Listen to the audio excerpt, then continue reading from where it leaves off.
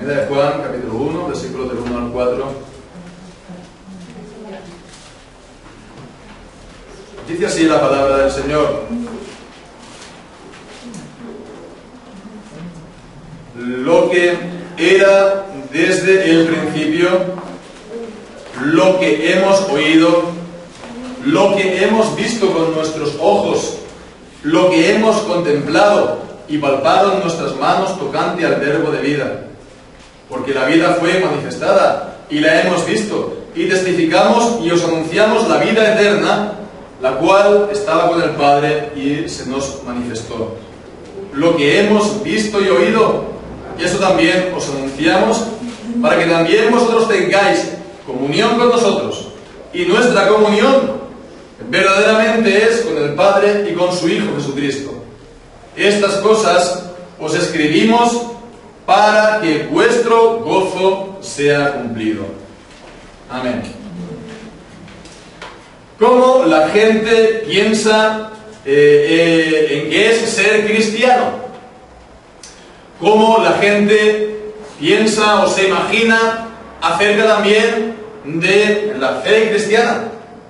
Hay distintas maneras, pues, de concebirlo, y muchas gente, sobre todo también hoy día, se imagina, por ejemplo, que un cristiano es aquel que, bueno, un buen día o después de un cierto tiempo, él sufre lo que se puede decir una especie de crisis espiritual, ¿no? Y él recibe entonces una especie de revelación extraordinaria de Dios.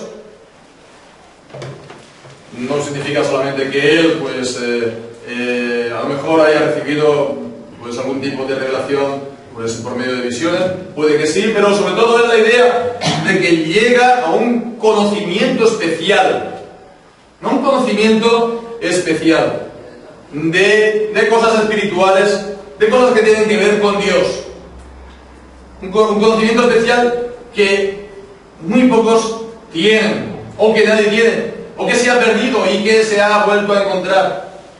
¿Por qué recibe estas cosas? ¿Por qué recibe este conocimiento? Ay, pues a lo mejor es porque él es una persona especial, ¿no? Un tipo especial, ¿no? O eso es lo que él se piensa. Bien, entonces esta persona tiene este, digamos, despertar, ¿no? Tiene este conocimiento especial. Entonces él, en vez de darlo a los demás, va a irlo, por así decirlo, sella, ¿no? Él no dice nada, él se calla. Entonces la gente, por supuesto, sigue, pues, un poco con sus ideas engañadas, equivocadas, y él, pues, es el único que sabe la verdad. Entonces se queda la verdad para sí mismo y solamente va a ir compartiendo estas cosas con pocas personas aquí y allá.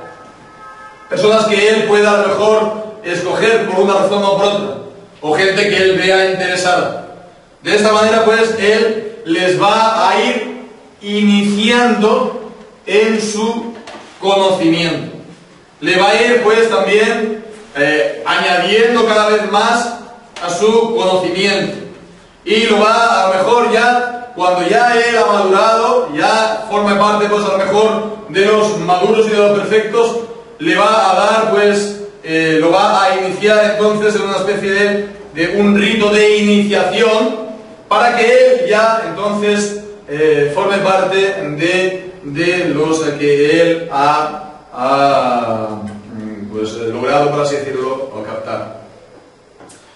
Por supuesto que esto que vemos aquí tiene algunos puntos en común con el hecho de ser cristiano y con el hecho también de que damos, pues, a conocer la palabra y el Evangelio, y que también, a medida que la gente lo conoce, pues se va añadiendo e integrando en la iglesia, ¿sí?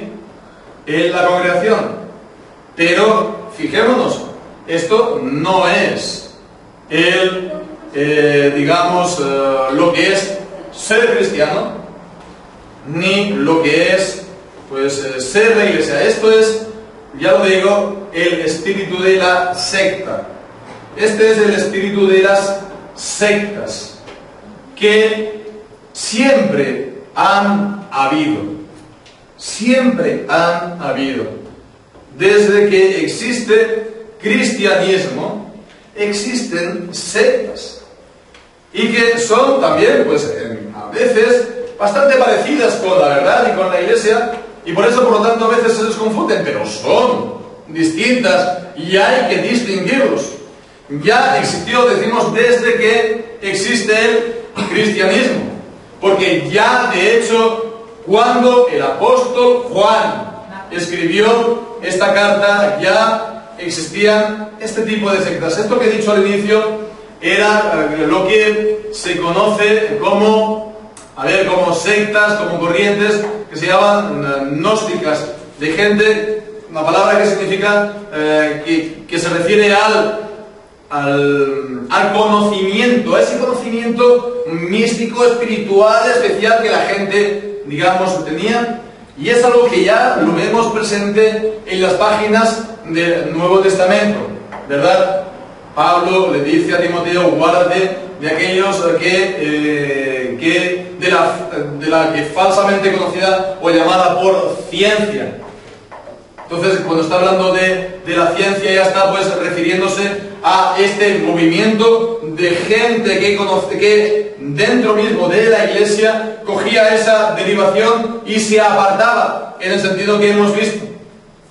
O también, pues en la carta de los Colosenses mismo, vemos que también en la misma, en el tiempo del apóstol Pablo, él tenía que estar también tratando con aquellos que estaban dando culto a los ángeles y que hacían pues también, hacían también sus ejercicios de trato duro del cuerpo, pues a lo mejor de grandes ayunos, de grandes disciplinas espirituales, como a lo mejor harían pues los monjes a lo largo de las épocas, en el desierto.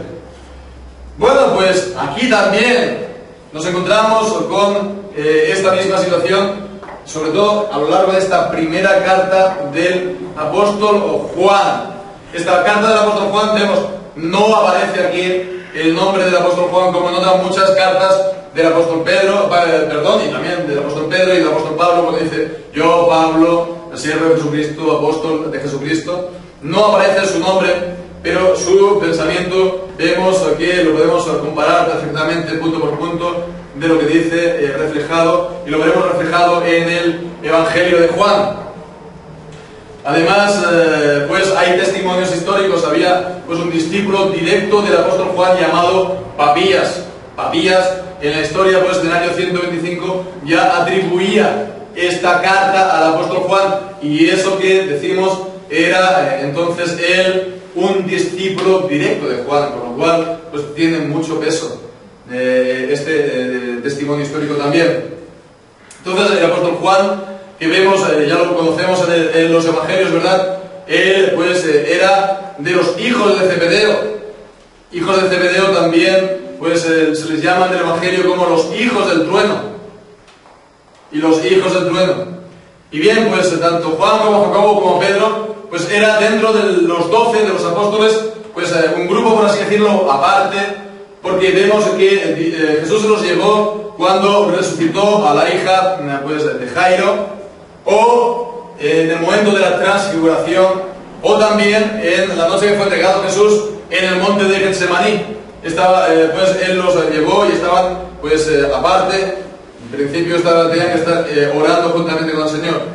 El apóstol Juan además era alguien especial en el sentido de que, se le conoce en el Evangelio de Juan como el discípulo amado, el discípulo que Jesús amaba. Y vemos en el capítulo, en el Evangelio, cómo él pues se recostaba sobre el pecho de Jesús en la noche que fue entregado. Por lo tanto, vemos que él era una persona, pues además de ser apóstol, pues con una relación especial con el Señor Jesucristo. Bueno, pues estaban entonces los dos hermanos, Jacobo y también pues Juan.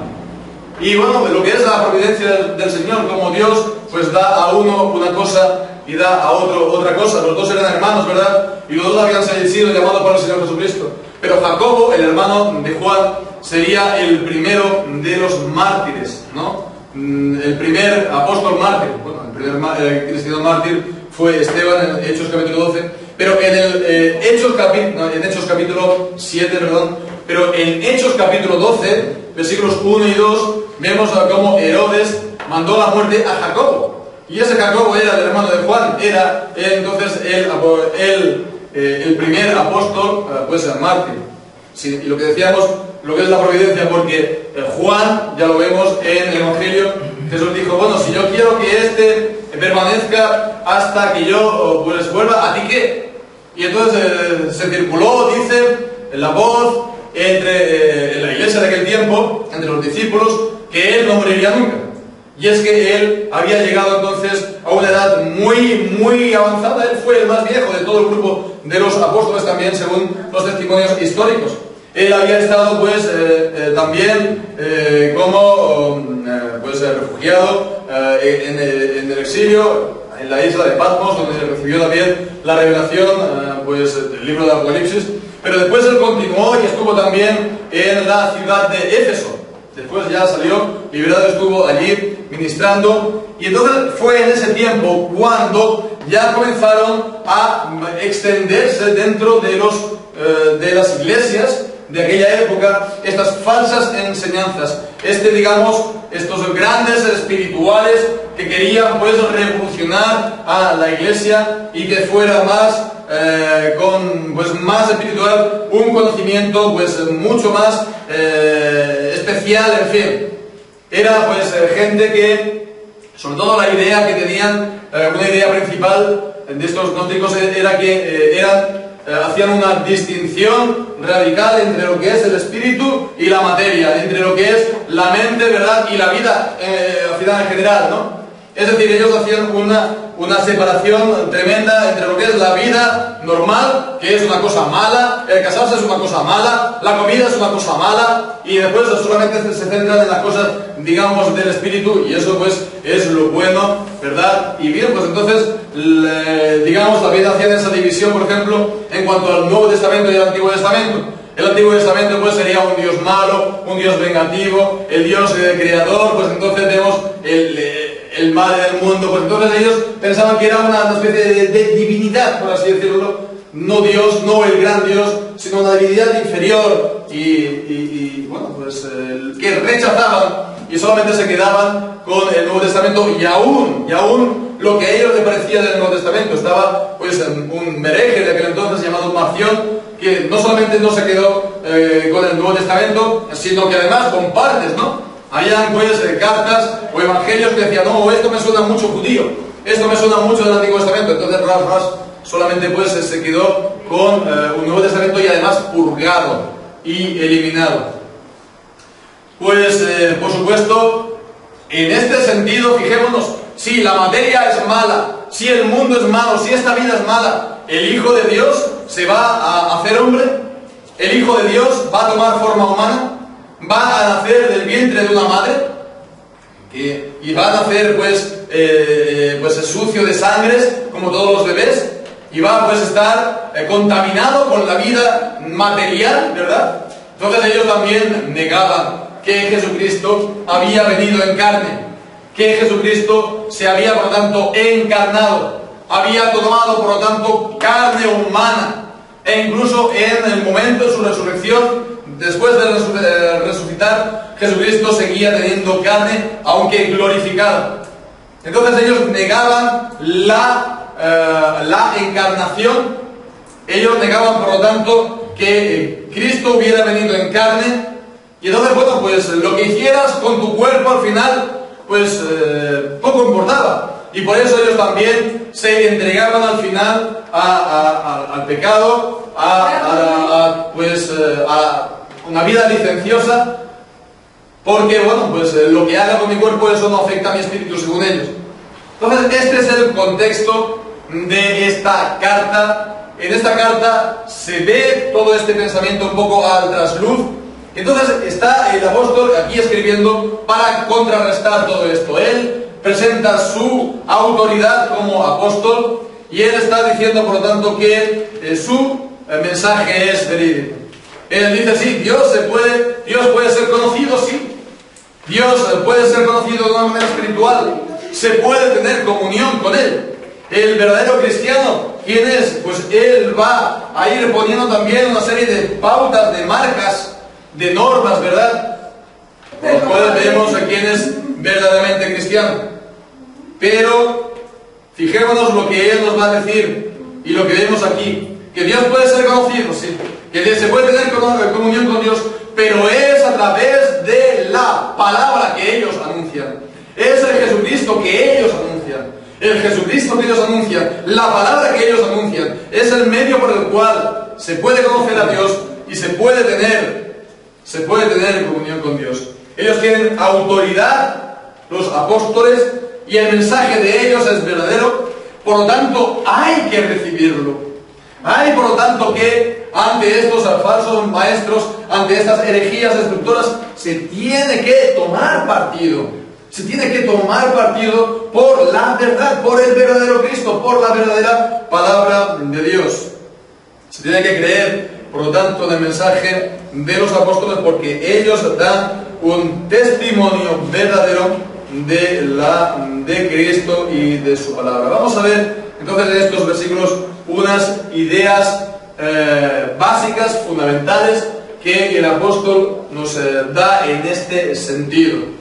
En el primer lugar vemos, los primeros versículos, es la idea, por supuesto, que hemos dicho, que Dios se da a conocer. Dios se da a conocer, pero se da a conocer por medio de su Hijo. Por medio de su Hijo. Dice, lo que era desde el principio. Lo que era desde el principio, lo que hemos oído, lo que hemos visto con nuestros ojos, lo que hemos contemplado y palparon nuestras manos tocante al verbo de vida. Entonces, lo que era desde el principio, aquí pues esto es una frase que nos recuerda, ¿verdad?, a, bueno, cómo comienza la Biblia. En Génesis capítulo 1, versículo 1, ¿no? En el principio era en el principio Dios creó los cielos y la tierra. Ya me he avanzado un poco, porque eso es Juan capítulo 1, versículo 1, ¿verdad?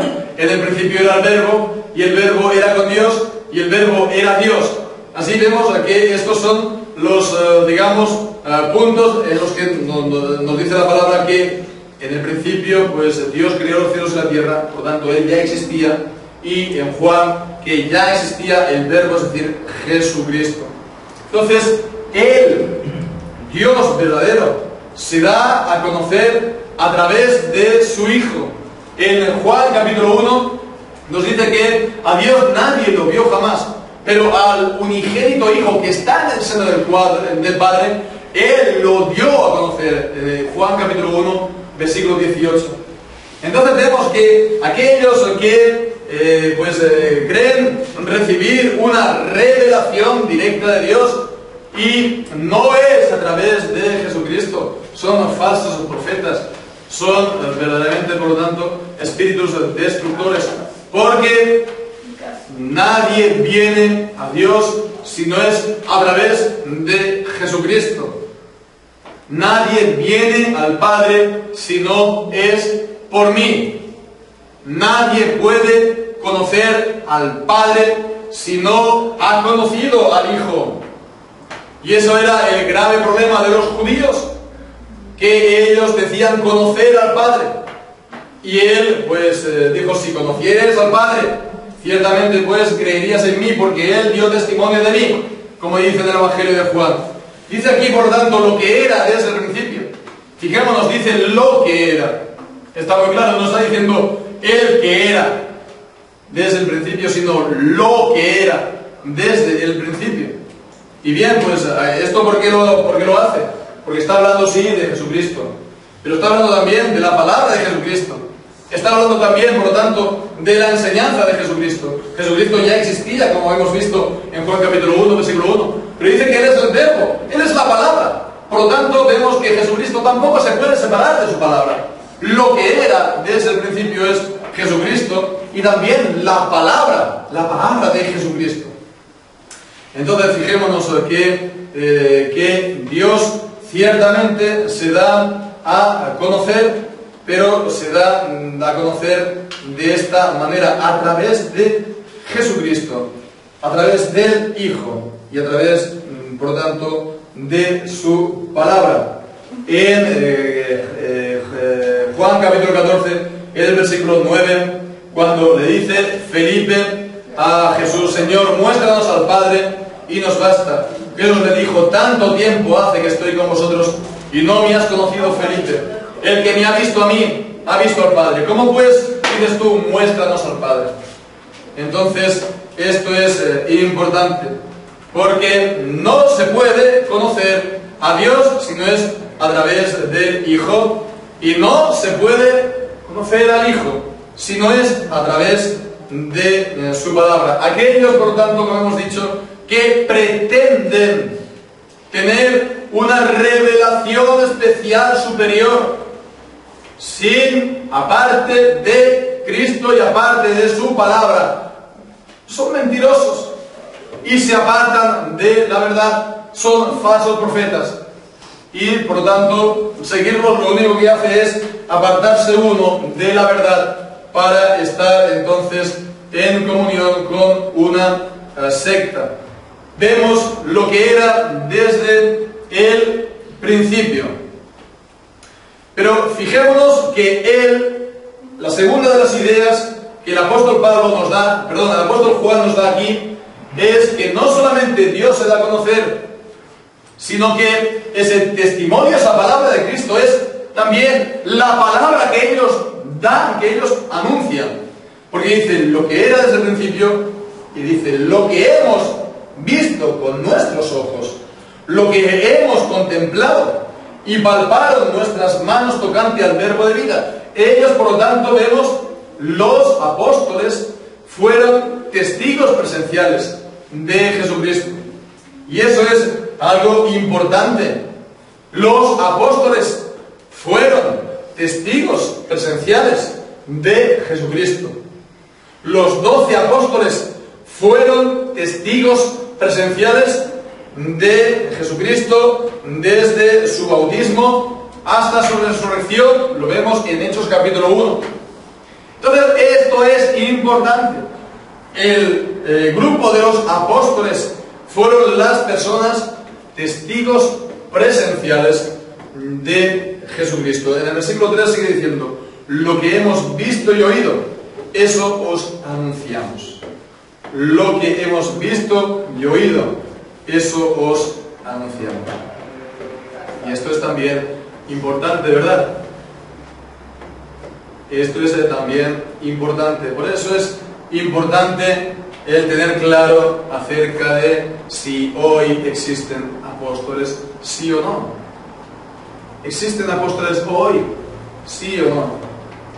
Entonces, hoy hay gente que es testigo directa de Jesucristo, que pueden decir esto que dicen los apóstoles, que nosotros lo hemos visto con nuestros ojos, que lo hemos palpado con nuestras manos, que hemos estado con el Señor Jesucristo desde su bautismo hasta su ascensión a los cielos. ¿Lo puede decir alguien? No. Entonces, ¿son ellos apóstoles? No. ¿Cuál es la importancia de esto? Que los apóstoles que vieron a Jesucristo, lo que era desde el principio, por lo tanto, a Jesucristo y su palabra, eso ellos nos lo anuncian. Los que se dicen hoy apóstoles, pues ellos no anuncian lo que han visto con sus ojos. Ellos no anuncian lo que han palpado con sus manos.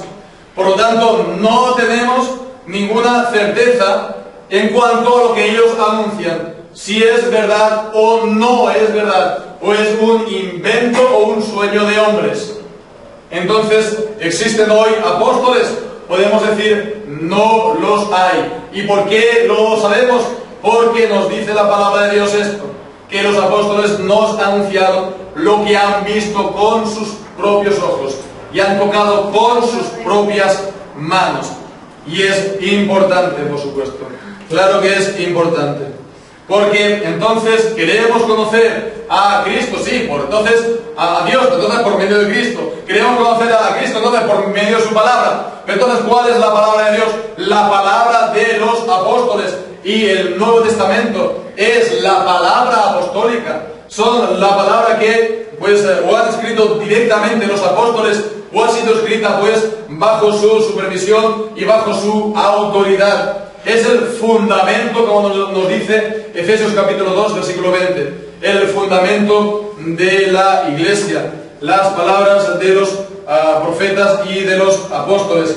Nos lo dice en Efesios 2, versículo 20. Edificados sobre el fundamento de los apóstoles y profetas, siendo la principal piedra del ángulo Jesucristo mismo. Entonces, fijémonos que a veces nos van a, pues, intentar decir, no, mira, puedes intentar tener, para conocer a Dios y para conocer a Cristo, puedes intentar tener estas buenas experiencias espirituales, estas fantásticas experiencias espirituales. Mira, mejor, ¿quieres conocer a Cristo? Ponte a leer su palabra. ¿Quieres conocer, pues, verdaderamente al Padre? Ve y escucha a dónde se predica la palabra de Dios. Se predica entonces la palabra de Cristo, verdaderamente. Y esto es entonces importante porque en el terreno, por lo tanto, de las experiencias no tenemos ninguna seguridad. Porque nos dice la palabra de Dios que aún Satanás se disfraza como ángel de luz. No tenemos, por lo tanto, en base meramente y exclusivamente a las experiencias, ninguna seguridad. Los que estaban en Colosas, en la iglesia de Colosenses, ellos acababan también adorando a los ángeles, dando culto a los ángeles. Entonces, algún tipo de experiencia espiritual tuvieron que tener. Nadie acaba después dando culto a los ángeles porque sí. Entonces ellos habían tenido algún tipo de experiencia fuera de lo normal y estaban, por lo tanto, también convencidos de lo que ellos hacían era cierto y era verdad. Y sin embargo, pues vemos cómo la palabra de Dios también nos condena esto y hemos de rechazar, por tanto, esto. Así es que la palabra de Dios es el terreno, el verdadero terreno, el seguro terreno para conocer a Cristo. Y ciertamente vemos que cuánto de actualidad están esas cosas hoy día, ¿verdad? Porque hoy día se presenta el conocer a Cristo de una manera mística, espiritual, ¿verdad? Algo indefinible, algo maravilloso, un conocimiento que te cautivará, pero ya cada vez menos se está señalando, mira la Biblia, mira lo que te está diciendo la palabra. Y esto, por lo tanto, es del todo importante en los días que estamos viviendo. Porque, pues, vemos la tercera de las ideas ya, la tercera, verdad, el tercero fundamento que nos encontramos aquí en este pasaje, es que este conocimiento no es solamente un conocimiento, ¿verdad?, intelectual. Claro que sí, porque también nos viene a iluminar los entendimientos, nos dice la palabra de Dios. Pero es un conocimiento espiritual y que nos proporciona, por lo tanto, también los beneficios de la salvación. Nos trae la salvación. Porque dice aquí, lo que hemos visto y oído, eso os anunciamos, dice, para que también vosotros tengáis comunión con nosotros. Y bueno, ¿verdad? Dice, primeramente, para que tengáis comunión con nosotros, los apóstoles. Podéis tener comunión con nosotros. Comunión con lo que hemos nosotros visto, lo que hemos oído, lo que nosotros sabemos. Podéis también, pues, participar de ello. Y al participar de ello, pues, vais a formar parte del pueblo de Dios.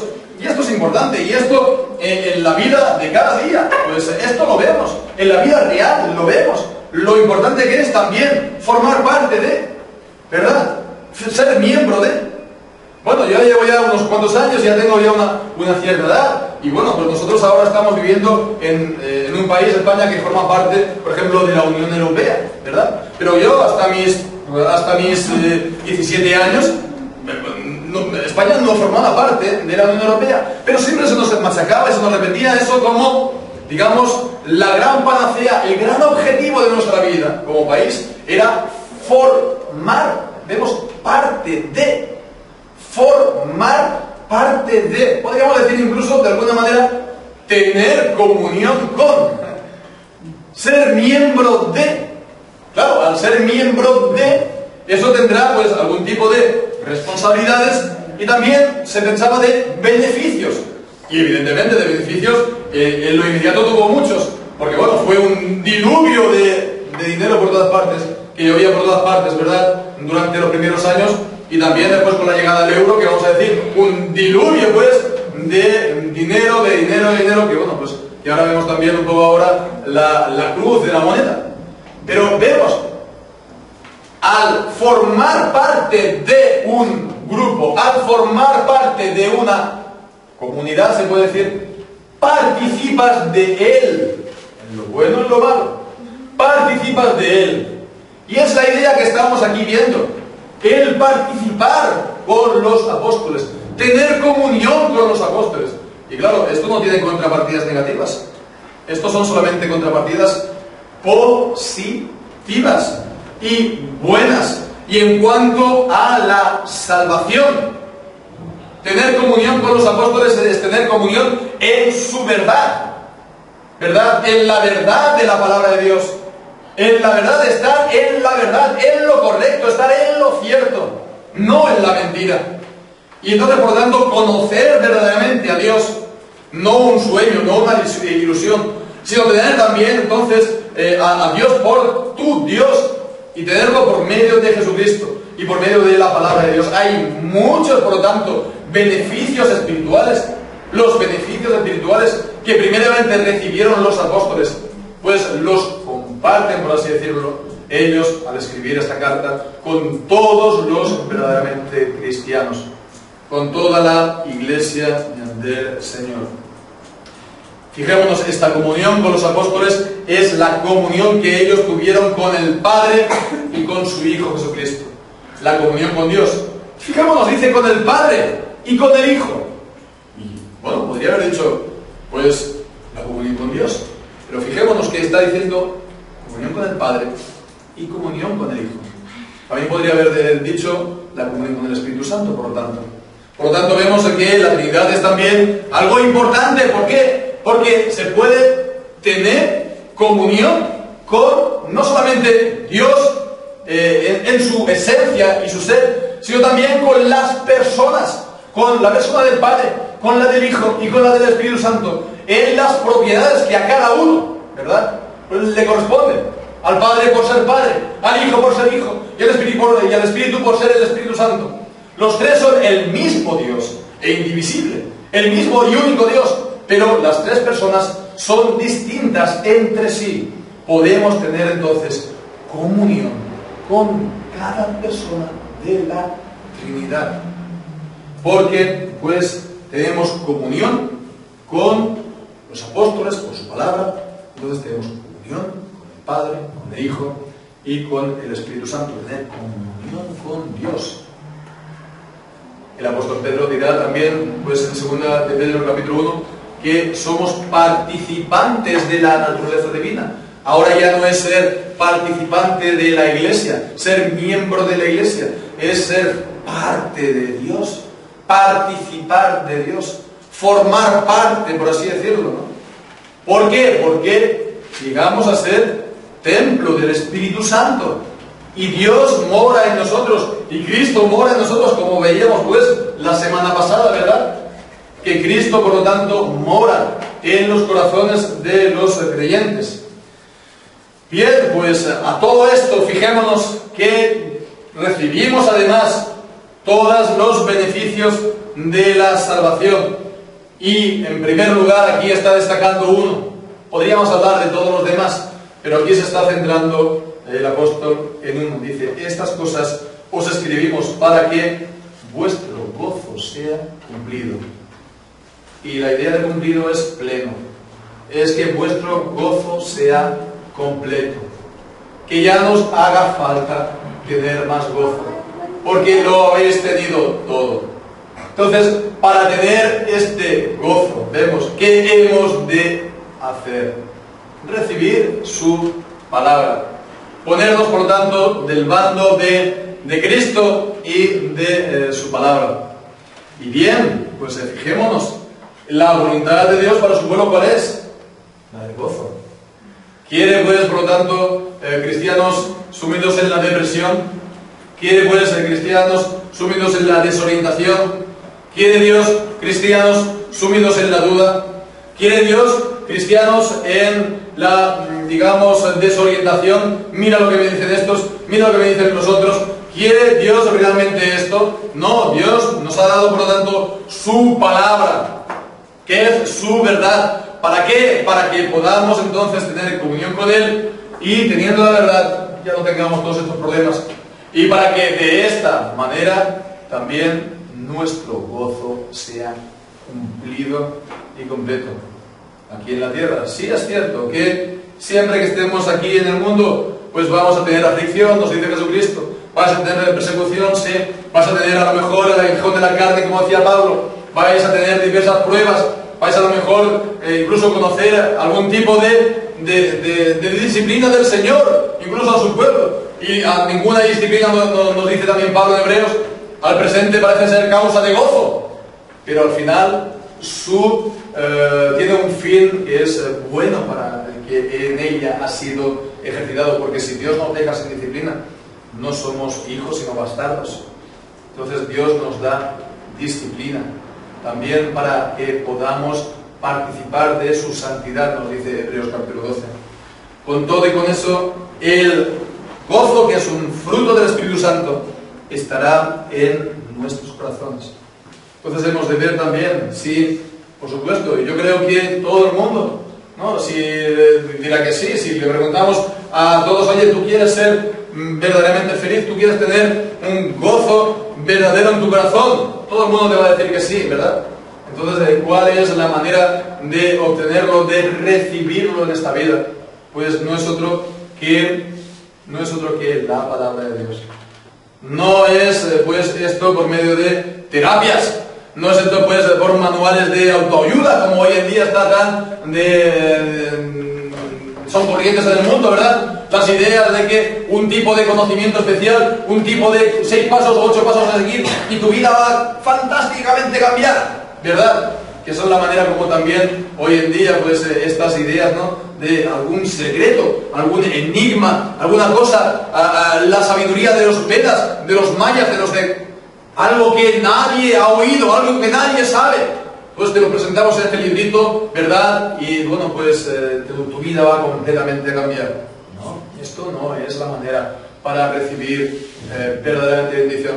Aquel que lo haga, lo único que va a hacer es perder como mínimo tiempo que son años de vida, para verdaderamente emplearlos en el verdadero conocimiento de Dios y emplearlos, por lo tanto, para el Señor y su gloria. Y puede pues también perder muchas otras cosas. Perder también, bueno, arruinarse, perder su familia, cortar porque está siguiendo a lo mejor alguna secta, puedes recibir algún tipo de ideas raras, qué sé yo.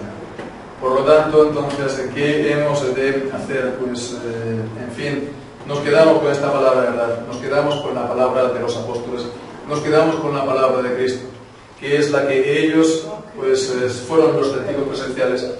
Es la palabra que es verdad, ¿no? Santifícalos en tu verdad, dice Jesucristo, capítulo 17 de Juan. Padre, santifícalos en tu verdad. La palabra es verdad. Tu palabra es verdad. Pues que nuestro corazón verdaderamente ame al Señor por su palabra, ame esta palabra y nos sigamos por medio de ella. Pues con esta plenitud de gozo en esta vida que el Señor nos dará ciertamente. Que nuestro corazón descanse en el Señor Jesucristo y que recibamos de Él día tras día su bendición. Bien, pues que el Señor bendiga esta palabra en nuestros corazones.